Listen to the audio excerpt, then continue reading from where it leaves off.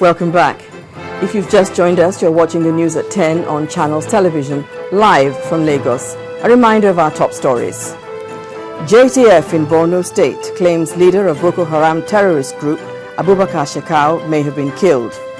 Meeting between federal government and University Lecturers Union ends in deadlock. The leadership question takes center stage in Lagos. Foremost industrialist Christopher Kolade says there's a lack of accountability in government. And at least 24 policemen killed in Egypt amidst the crackdown on protesting supporters of ousted leader Mohamed Morsi.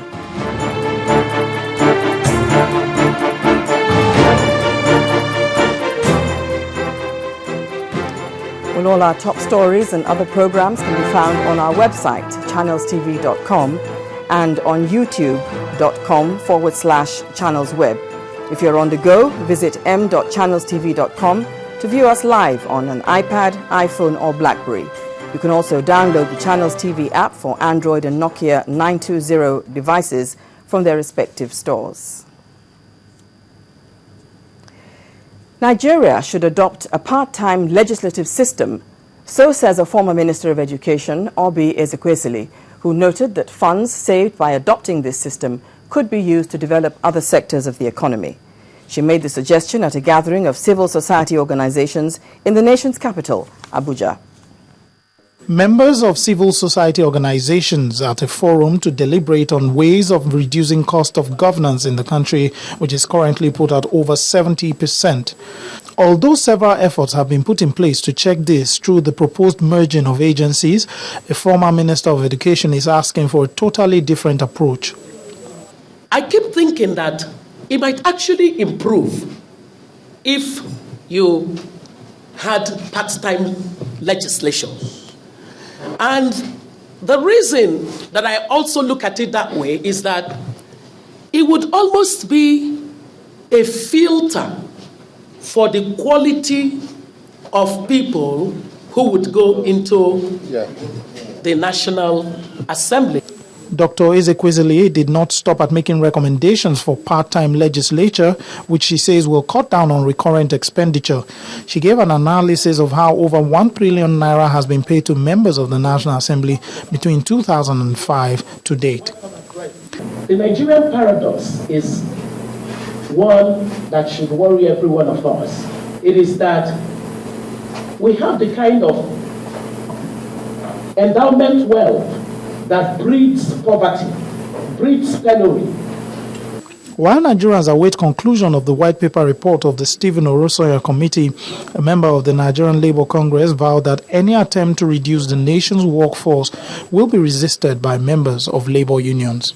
If the federal government's attempts is to reduce cost of governance, is employee or personnel costs the main high cost of governance in Nigeria, because the point has been made that the high cost of governance is that is consumed by the political elites. Although the federal government has harped on the need to cut down on recurrent expenditure, which includes payment of salaries to its workforce, the view of most people at this forum is that the funds saved should be channeled into provision of infrastructure for the people. The governor of Ogun State, Ibikunle Amosun, and other party leaders in the state arriving the venue of the launch of the All Progressives Congress, APC, at the Ake Palace in Abeokuta, the Ogun State capital. Crowd of supporters of the newly registered All Progressive Congress Party, APC, at the Ake Palace in Ogun State, waving the symbol of the party. This day is significant both for members and supporters of the new party as they officially launch the state's chapter of APC with all the state party leaders in attendance.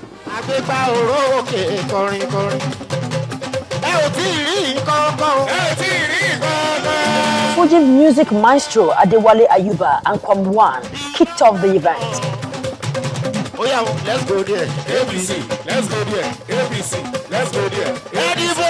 While they enjoy the moment, the number one citizen of the state, Ibikunle Amosu, arrives, acknowledging cheers from the crowd of supporters.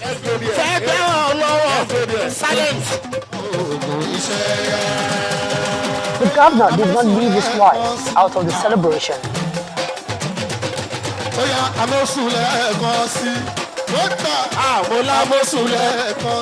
But this crowd did not just gather to see, but also to know from the party leaders what the APC stands for. And Governor Amosu made it clear to the supporters that the party was formed with genuine intention to serve in the best interest of Nigerians. Have agreed to come together to give Nigerians what we call good governance, education, health, agriculture that will lead us to industrialization. This is the time. All our infrastructures, whether look at power, look at road, look at water, look at electricity, look at environment, look at security. Then came the high point of the event, the official hoisting of the party's flag in the state.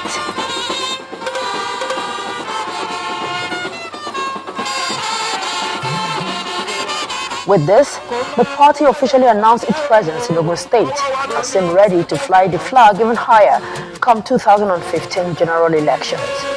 Ogechukwu also reporting for Channels Television News.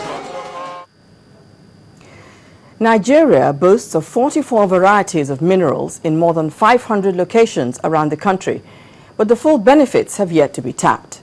And this has become a source of concern to President Goodluck Jonathan. It is for this reason that notable players in the sector today gathered for a brainstorming session in the presidential villa, Abuja. President Jonathan, who declared the forum open, charged the participants to identify those barriers to the development of the sector so that they can be addressed once and for all. State House correspondent Chukwuma Onwekusi has the report.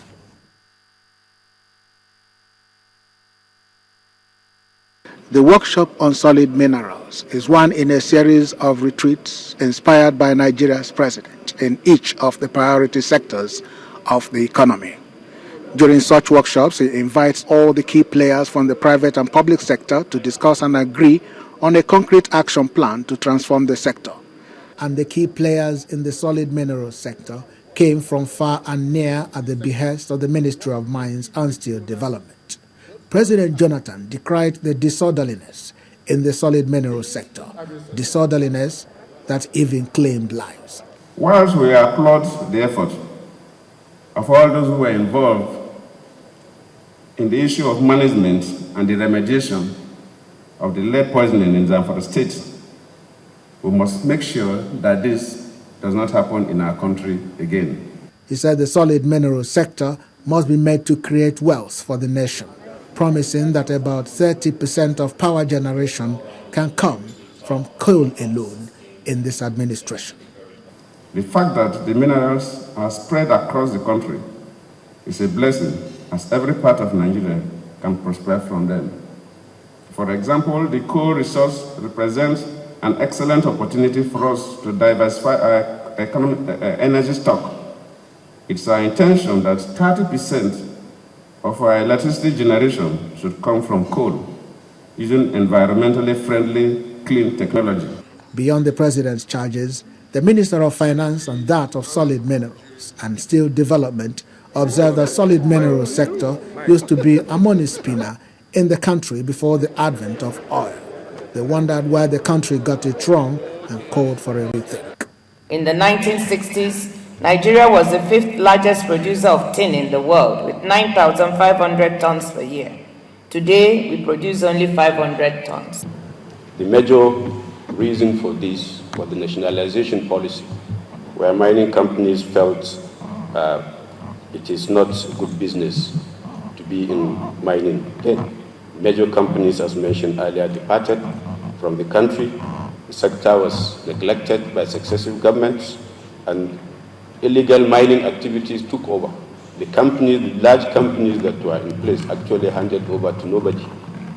So their field laborers and workers formed the stock of the current army of illegal miners. As usual, the participants were asked to dwell less on issues and challenges, but to come up with concrete and practical solutions that government promised to start implementing at the end of the workshop.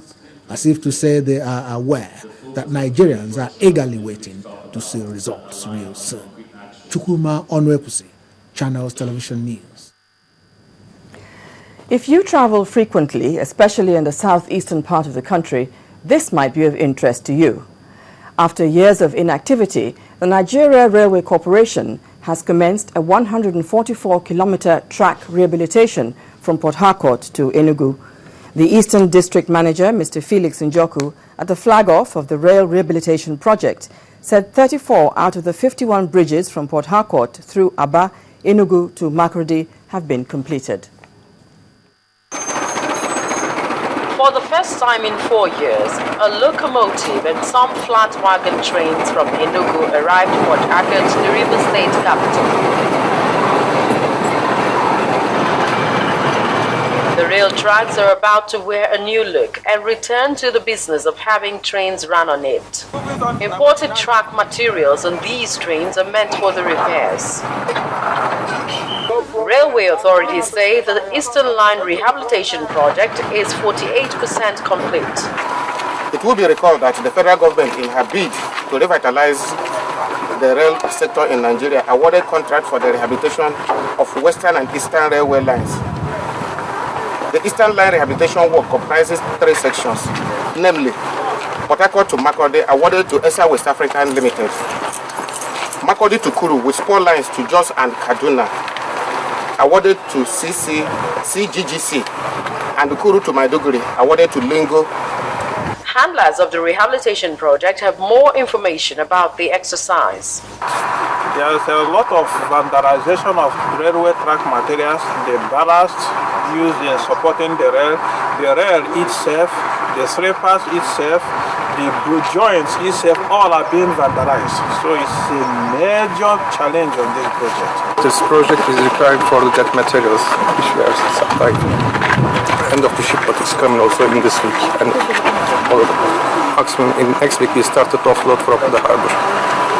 And we are working, we almost start from here to also change the sleepers. That we have another project in around Obavo. And we start to relate that sleepers, it means that we will almost start to link in that project. End of the year, we will achieve that, we will open. The projection is that train services along the Eastern Corridor will resume by the end of the year. Promises anxious commuters are hoping would actualize. Still ahead on the news at 10. The National Bureau of Statistics says rebasing of Nigeria's GDP to improve policies and decision-making. Please join us again.